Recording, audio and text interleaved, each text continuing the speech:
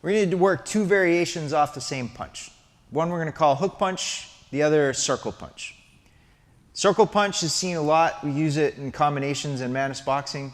But when you get in too tight, the hook punch becomes more relevant, where we go thumbs up and it's a more powerful, closer punch. The circle punch can be a little further away. We extend the arm out and you get some added range benefit. They have two variations when you're working them. One is going to be power for the hook, and the circle you're going to go more with relaxation and speed, like we talk about the whipping fist. Let's get started.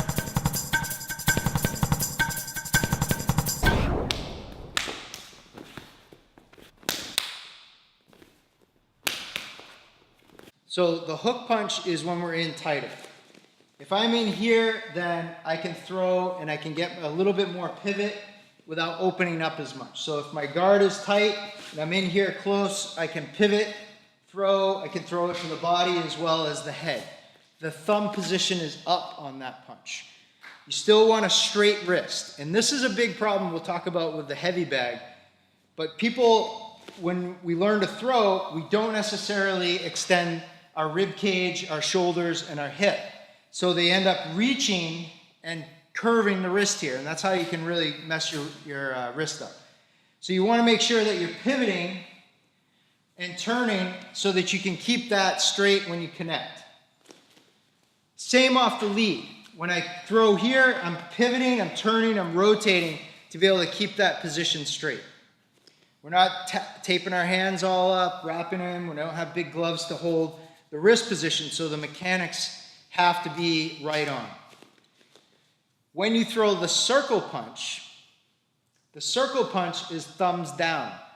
Now, this is why the circle punch is relevant and really important. This is seen a lot in Mantis boxing, and it works very well from out here. If I try to throw a standard hook punch from here, you can see my wrist has to bend. Even if I turn, I'm too short, or I have to do this and bend the wrist to be able to connect to him. If you see it off the backhand, same thing. Even if I turn, or I have to overcommit so bad that I'm really out of position and off balance. The circle punch, however, can reach from out here. So this is a good alternative. It comes in from those side doors. So if you like to throw shots down the middle first, you can go middle, middle, and then you can come in those side doors with that shot without getting in super close. Now the circle punch works a little differently, where I'm gonna open and I'm gonna bring my fist down. I'm still leaving the arm relatively up. Fist comes down and then I throw. It's like a whip.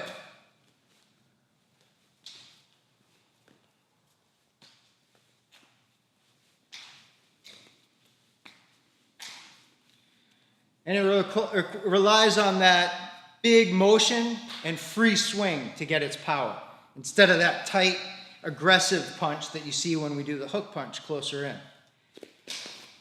Hook, much better for here. For example, we're in the clinch, we're hooked up. This position here lends itself really well for hook punches. If I'm in tighter here, same thing. I can do something more akin to kidney strikes while we're tied up. If I do a circle punch there, it doesn't make a lot of sense. It's a little too extended, a little too far out. But when I'm in the midst of a combination, in mid-range, that's where the circle punch really shines. Here are a few drills you can do with pads to help train your hook punch. First one, we're gonna go high. When you have the pads, it's important to hold them in the center for your partner, not over here. If I start holding over here, then what he'll start doing inadvertently is throwing rounded straight punches. So he'll start adapting and changing what he's doing. So I want to go center line with the pad and allow him to hit where the head would be.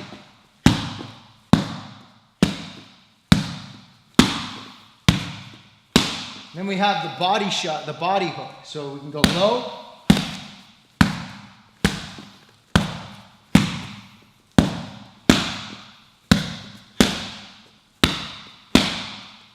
Next one we do is a combination you can put together. So we're going to go straight punch, high hook, low hook, low hook.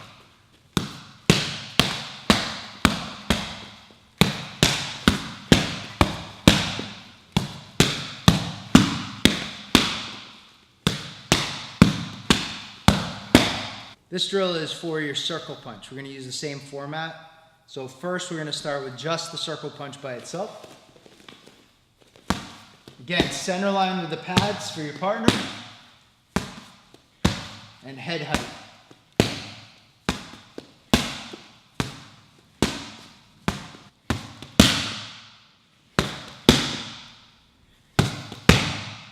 Once you have the basic punch down, then change and start adding a combination.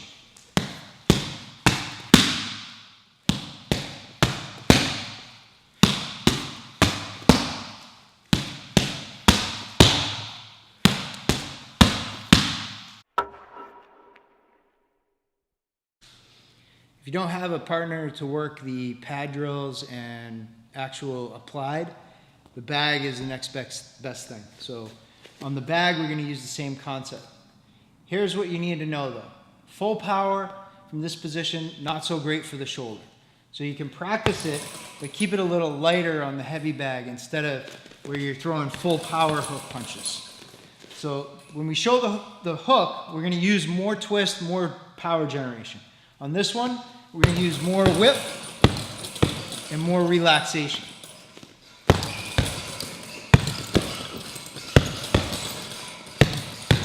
You can add your combination, the same that we do with the pads. 1, 2, 3, 4. Forward, reverse, circle, circle.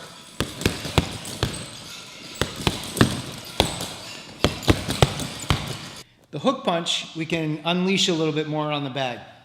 So for this one, you want to be closer so that, again, we're not bending the wrist to try to reach.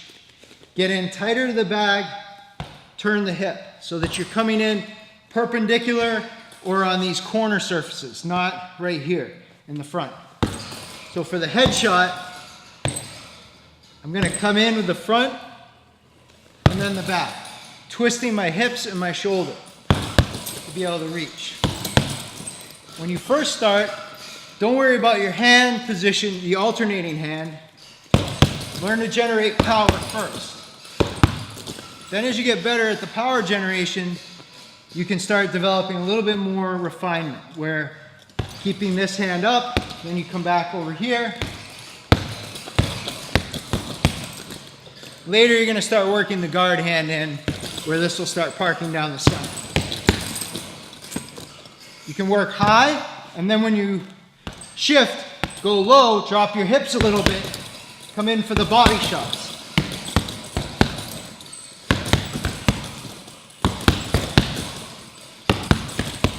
Keeping the wrist straight the whole time. Again, now start looking at the guard hand, making sure you're coming back.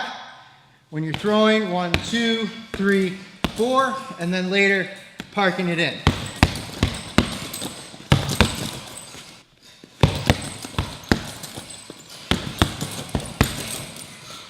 And start working it with a combination. 1, 2, 3, 4. 1, 2, 3, 4. 1, 2, 3, 4, 5, 6.